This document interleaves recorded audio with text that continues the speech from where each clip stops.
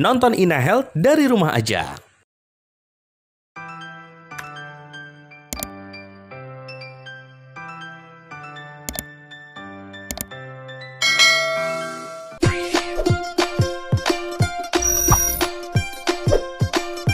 Halo, pernah merasakan lutut susah ditekuk nggak? Atau setelah ditekuk mungkin lututnya sakit buat diluruskan? Wah, kira-kira kenapa nih? Jangan-jangan itu suatu tanda radang sendi lutut. Terus kemudian gejalanya apa saja mungkin ya? Ya, jangan anggap sepele masalah seperti ini, karena bagaimanapun juga ini dapat mengganggu aktivitas kita. Yuk kita bahas di Hi Doc Ina Health bareng saya, Dr. Robby pastinya. Yuk kita lanjut ke pertanyaan pertama. Yang pertama adalah, Hi Doc, umur saya 38 tahun. Kaki saya kalau buat nekuk dan diluruskan sakit rasanya. Apakah ini tanda penyakit atau apa ya? Saya kerjanya juga nggak angkat junjung loh. Mohon dijawab. Ya benar, ini merupakan suatu tanda dari kemungkinan gejala atau radang sendi lutut. Nah, bagaimana gejalanya? Yaitu dengan adanya kekakuan pada sendi, terutama pada saat ketika kita istirahat, kemudian kita berupaya untuk melakukan aktivitas, misalnya dari posisi duduk ke berdiri, dan terasa terkunci itu juga bisa merupakan suatu awal gejala dari tanda radang sendi lutut. Dan gejala lainnya adalah berupa adanya nyeri. Nyeri ini terutama timbul di daerah sendi lutut itu sendiri, kemudian akan menghilang ketika kita melakukan aktivitas yang ringan atau bahkan saat beristirahat. Gejala ini dapat terjadi ketika kita sudah dalam periode yang cukup lama untuk melakukan aktivitas, dan ini juga bisa disertai tidak hanya di sendi lutut, bisa di sendi-sendi besar lainnya ya.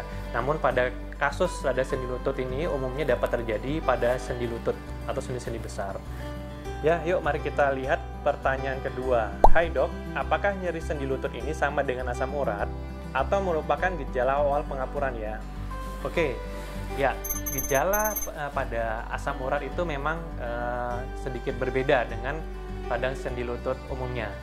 Ya, karena pada gejala radang disebabkan oleh asam urat, gejalanya akan lebih terlihat khas, seperti diantaranya adalah adanya tanda bengkak pada sendi lututnya atau pada sendi-sendi lainnya, dan disertai adanya kemerahan dan terasa hangat atau panas pada daerah sendi tersebut.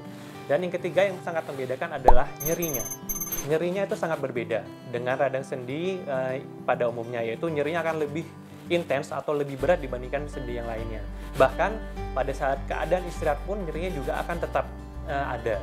Hal ini membedakan dengan radang-radang sendi yang disebabkan karena penyakit lain. Di antaranya adalah contohnya pada kasus osteoartritis atau radang sendi yang disebabkan karena suatu proses perubahan struktur anatomi, misalnya karena perubahan usia. Yang kemudian yang kedua disebabkan oleh karena adanya infeksi. Infeksi juga dapat menyebabkan suatu peradangan pada sendi lutut. Dan yang terakhir adalah tadi karena penyakit metabolik, misalnya pada kasus asam urat itu sendiri. Nah, makanya jadi harap bisa dibedakan dari gejala-gejala yang saya sebutkan tadi. Ya, terus apakah gejala ini merupakan awal dari gejala pengapuran? Bisa jadi. Semua ini tergantung dari faktor-faktor penyerta yang ada. Misalnya, apakah memang didapatkan ada gejala obesitas atau dengan disertai adanya berat badan yang berlebih. Kemudian, apakah memang kita sesuaikan dengan usianya. Pada usia, terutama usia yang lebih lanjut, usia dekade 40-an ke atas, ini juga memiliki risiko yang tinggi untuk terjadinya radang sendi lutut. Nah, untuk membedakannya tersebut, maka kita harus melihat dari gejala-gejala yang saya sebutkan tadi, yaitu apakah ada tanda kemerahan dan sebagainya. Pada radang sendi lutut pada umumnya tidak didapatkan gejala yang ditandai adanya kemerahan yang berlebih. Yuk, mari kita menjawab pertanyaan ketiga, yaitu, Hai dok, kapan kita harus membawa ke dokter dan bagaimana penanganan selanjutnya? Oke, mari kita jawab. Kapan kita harus ke dokter? Kita harus melihat gejalanya, yaitu apakah terjadi perburukan atau tidak.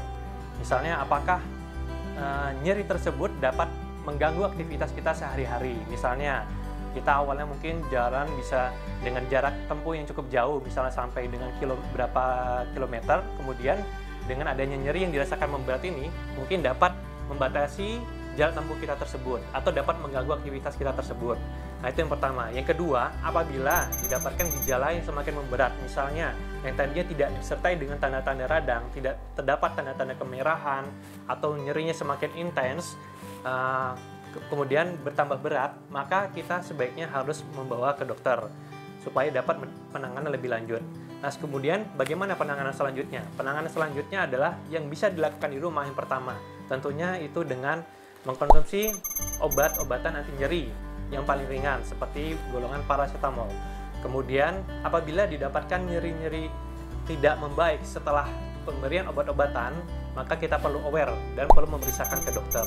Kemudian yang kedua yaitu apabila kita masih dirasakan nyeri, kita harus melakukan aktivitas rutin seperti olahraga. Olahraga apa yang bisa dilakukan pada kondisi seperti ini? Yaitu olahraga yang non-impact tinggi. Seperti contohnya apabila kita tidak melakukan gerakan seperti lompat-lompat atau seperti basket dan sebagainya.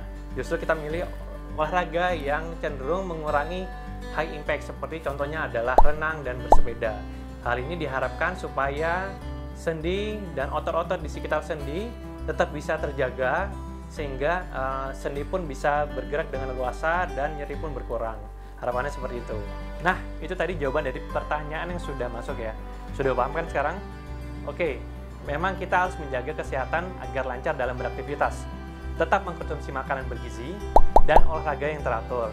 Dan apabila ada keluhan, tidak ada salahnya konsultasikan ke dokter. Oke, saatnya saya Dr. Robi pamit dan ketemu lagi di lain kesempatan. Sampai jumpa.